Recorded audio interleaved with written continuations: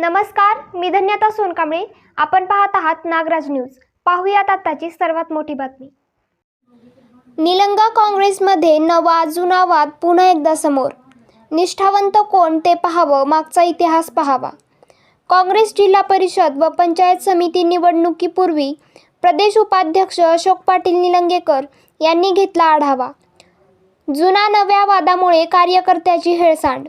काँग्रेसच्या दोन गटामुळे कोणाला होणार फायदा? हा काँग्रेसचाच मेळावा होता, म्हणून तर सन्माननीय निरीक्षक सुरेशजी हावले हे उपस्थित राहिले. त्यांच्या सूचनेवरून आणि प्रदेश काँग्रेसच्या सूचनेवरून हा मेळावा घेण्यात आलेला आहे. जर कोणी म्हणत असेल हे काँग्रेसचं नाही आहे, तर त्यांनी सिद्ध करून दाखवायचं की बाबा ते काँग्रेसचे आहेत किंवा नाही.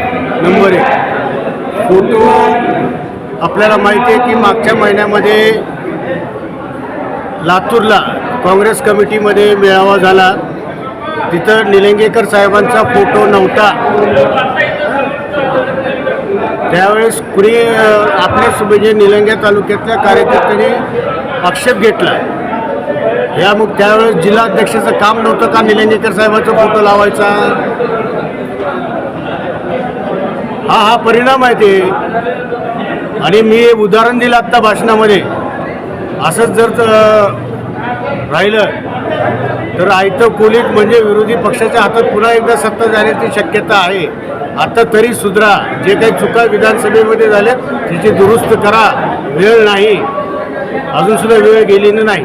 आत्ता काँग्रेसमध्ये 2 गट पडलेत असं म्हणायचं का? नाही, मी असं गट तर मानत नाही. जे आहेत ते सगळे निष्ठावंत काँग्रेसचे.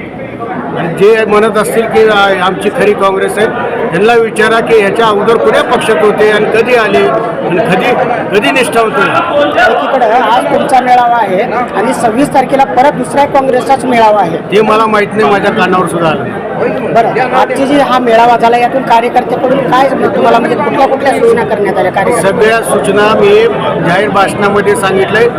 पुन्हा त्याची पुनरावृत्ती करण्याची आवश्यकता नाही. ताज्या बातम्या पाहण्यासाठी आजच आमच्या चॅनलला लाईक, शेअर आणि सबस्क्राईब करा.